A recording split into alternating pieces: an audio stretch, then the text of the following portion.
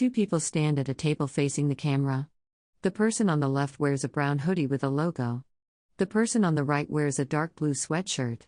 Behind them is a backdrop with partial text visible from various U.S. government departments and agencies. And all of the people they met to the local communities. And this tent of many voices is just that. We bring people in from different backgrounds, different walks of life, and different perspectives to tell their side of the story, of Lewis and Clark's story, of the cultural story of the local area. And today, we are very pleased to have with us Misty Blakely and Deanna Wheeler, both from Grand Ronde, and they're going to do some flint napping for us. So let's please make them welcome. Thank you. Huh? Are these two too close? No, they should be fine. Yeah. Thanks a lot. Good morning. How is everybody? Today I'm going to show you how to do the traditional way of making arrowheads. I'm going to take them and show them. I'm going to start out with using blanks either cut out with a rock saw or ordinarily with just replace the Obsidian technology is out of a rock saw.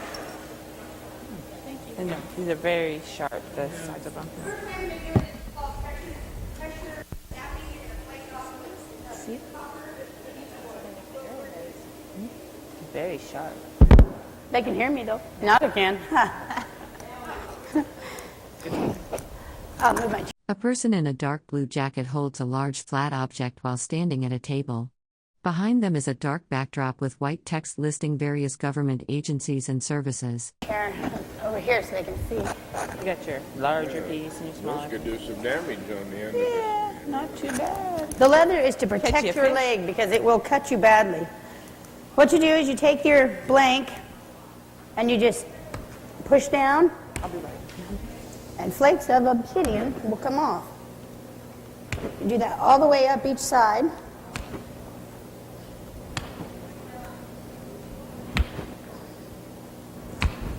And you use a down pressure motion, kind of like a flip on it.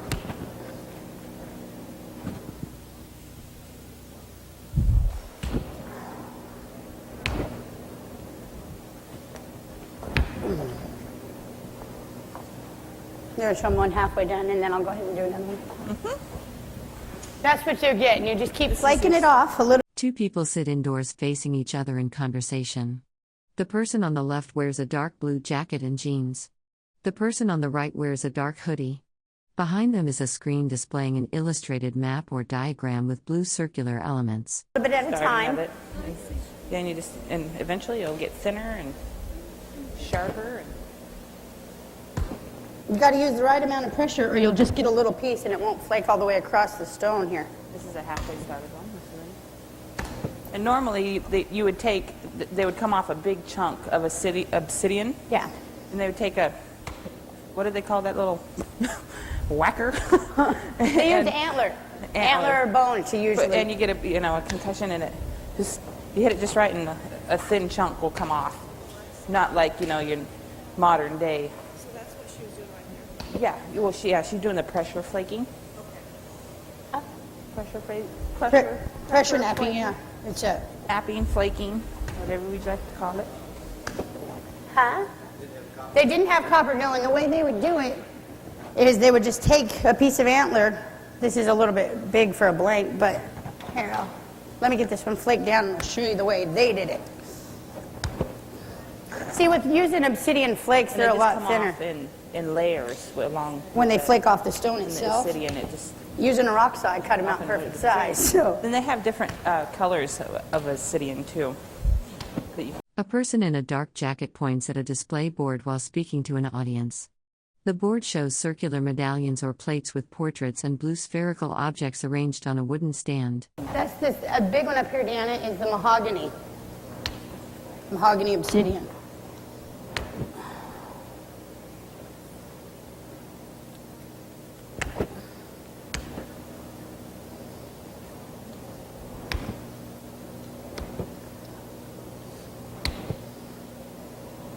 very nice. I have a 6-year-old nephew I taught how to do these. And he doesn't cut himself nearly as much as I do. So after you get that broke down on each side or flaked off, you take it, and this is the way they did it. They would tap along the edge.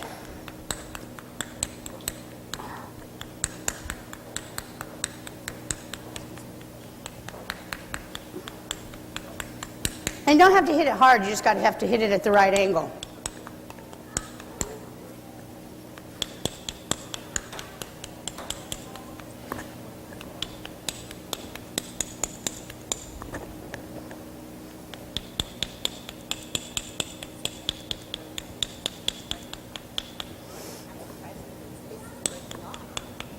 Huh? Oh, I just said I'm surprised at how the pieces break off. That's the thing about obsidian, it just flakes. It flakes really nicely.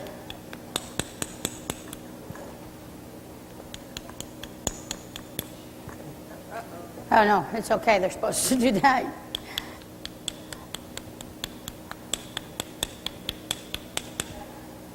Traditionally though, they would use bone or antler, either one, so. And just kind of hit it at an angle here, just taking a little bit off the sides at a time. Misty, what are you using on your leg for protection? The thickest piece of leather I can find. Yeah, definitely. Yeah, always protect your leg. And you're supposed to have gloves, but I can't do it with gloves. I know when I was taught, they taught us to hold it with the piece of A person wearing a dark blue jacket and crossed necklace sits in a chair, looking downward. Several other people stand nearby in an indoor setting with displays visible in the background. leather when we were doing the pressure flake. Huh? Like that. Yeah, like that. And you know, it kind of protects your hands, or you're going to need a big box of Band-Aids. I need a Band-Aid. Yep, see?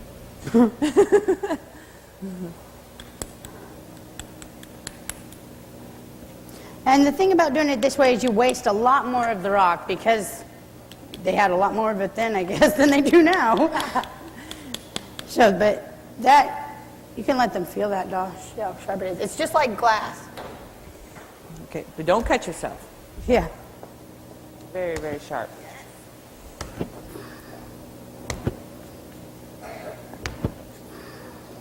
I know when I took the class, we were told the story of a man that made his own surgical tools out of obsidian and had his surgery done with them, and he had virtually no scarring.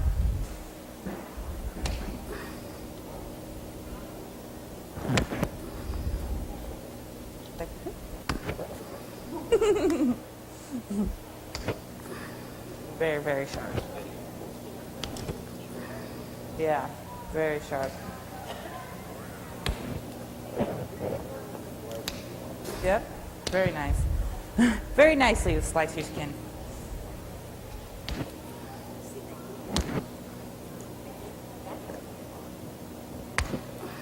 That was a good flake.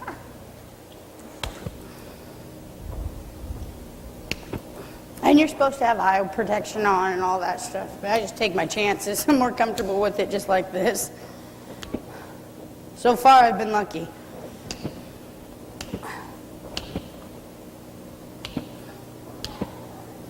You just keep taking it down a little bit on the sides as it gets thinner and thinner.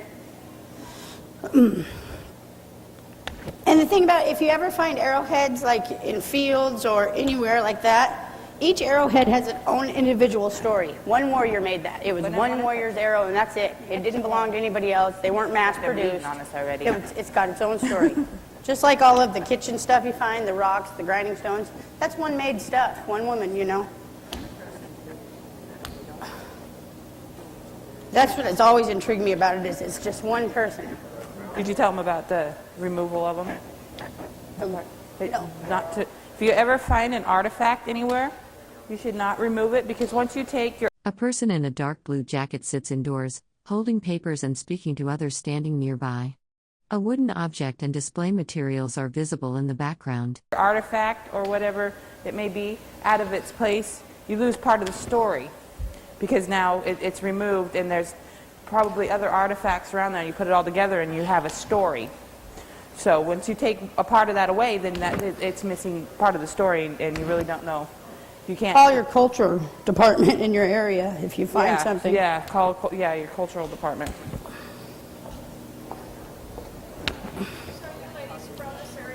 Yes. We are Grand Ronde tribal members. Yeah. I was born and raised in I was this just area. born. I've lived here my whole life, so. But we both took a cultural technician class. Yeah. And that's where we learned the history that we know about this. Yeah. Cultural site protection, we learned all that Yep. stuff. Yeah, we're certified. See, you can see I'm taking it down quite a bit. And once I get it down so thin, then I will go around the edge and just kind of fine tune it, so to speak. And it's okay if it breaks off, because that happens a lot. Just start over or work with what you got. Story of my life. Yeah. And you don't do the end of it, if you're doing it out of blanks, don't do the back of this until you're all done making the rest of it, because that's your gripper there. You don't want to... Yeah, you don't want that sharp, that's for sure.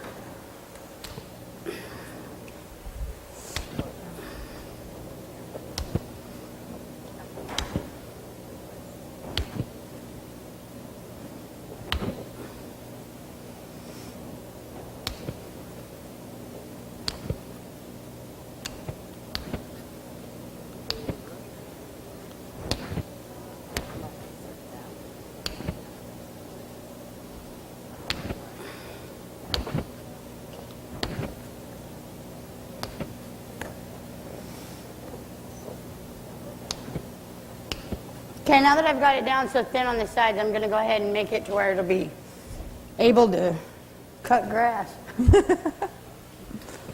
And you just lay it down flat, and you just kind of go, click it along the sides. I broke that one in half. Bummer. Great, now That's the way it was supposed to be, though. Sorry. You didn't do nothing. There goes another piece. That's a big piece. It was. But Watch see, your eyes. see, what I started with was a big blank. This is what I have. That's the way it works. Yep. And with obsidian, as you flake it off, it'll taper itself. And if you get too far on one side, or the sharp side's not even, just flip it over and go the other way, and it'll even itself out. Yep. A person in a dark blue jacket sits at a table, handling what appears to be a small object or tool. Behind them stands another person wearing a Columbia branded jacket. Various informational materials and badges are visible on the table surface.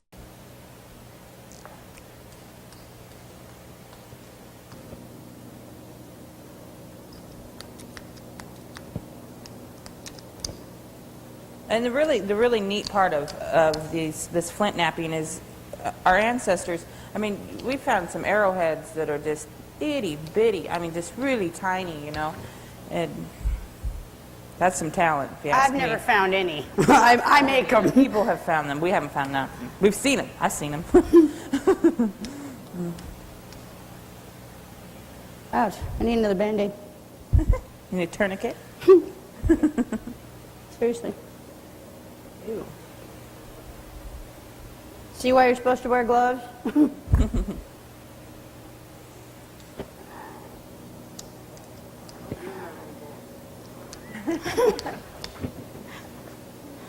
I was flint napping one night, and a big flake came off, and it went right through the leather and into my leg, and that was a bad one.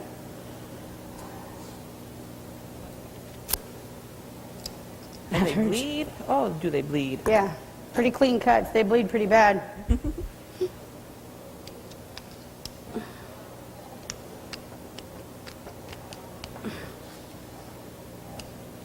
I'm not going to sharpen the tip of this one because I want you to take it around and show it to everybody, so there's going to be kids touching it.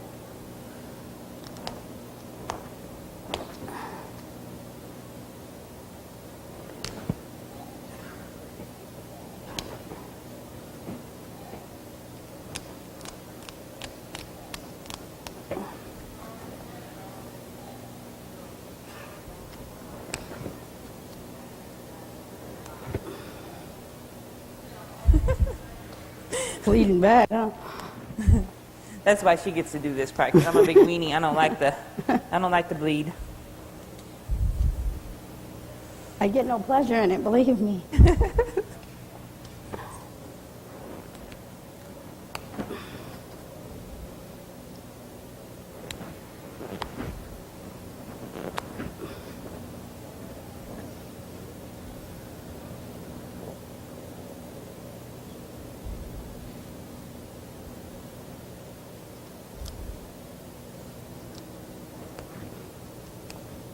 Can you get that last piece off? What? A person wearing a dark blue shirt and gloves works with their hands on what appears to be an animal part or food item on a surface, with another person partially visible beside them in a dimly lit indoor setting. Can't get this one. I got blood all over it. Give him an idea. I cleaned it off for you guys. Biohazard. And remember, she started out with this big old chunk of glass, obsidian. That's not my best work, but you know, with the time I'm given. We were just yarded out for a second. We need you.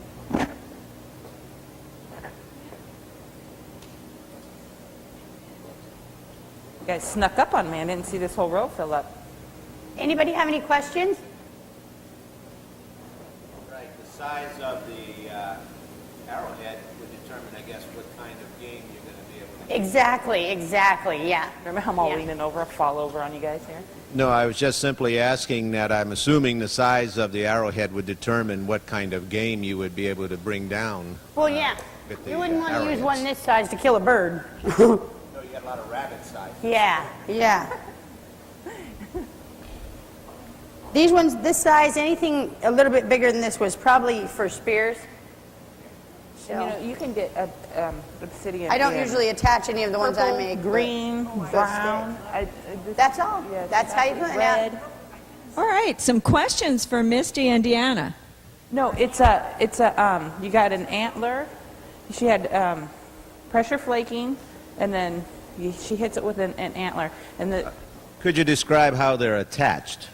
Yeah, what you do is with just a piece of copper down inside. you'll take your arrow, which is your I don't stick, know if this is antler, and you this is split it at the top. You'll split it down like this. Yeah, just. Then you I take don't your wanna do arrowhead and you because put it I'll in have like leather. that, and Yeah. then you wrap it with It's sinew just pressure to hold You that. just put a little bit. You just keep kinda wrapping it and down wrapping it at and an angle, wrapping it and you see until it's how good and it tight. comes off in layers, and then that's the way the rock or the glass, the obsidian. I'm sorry. Sinew is pretty tough.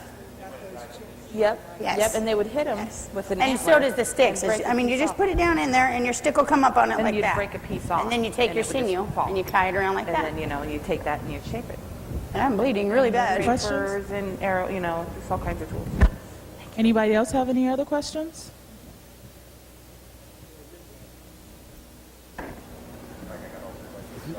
Sure, I hope I have all the answers. Kind of a question kind of guy here. What have you found, like the arrowheads associated with any of the animal bones to make a connection? Yeah, they find them, yeah. Like, for instance, if the animal ran off with the arrow in it and that sort of thing, I'm sure they have. I have not personally. I don't know of any documentation. I've never seen any, but the cultural department, I'm sure, has some. Oh, you can have it. Some other questions for Misty and Deanna. Two people stand indoors near a black vehicle or display panel. A person in a dark hoodie faces away from the camera, while another person in a dark blue jacket stands to the right, smiling at the camera. This has been awesome. Thank you so much for coming in and showing us how to flint knap. This is amazing. Those of you that are here might want to see some more of this, and I believe you're set up over in the tent next door. Yes, yeah, I got a booth over there, and if you're curious about flint napping, come on over and I'll show you a little bit closer. Just watch your eyes. And your fingers, I just got the blood off the chair. All right, let's give them a big hand. Thank you. Thank you. Thank you very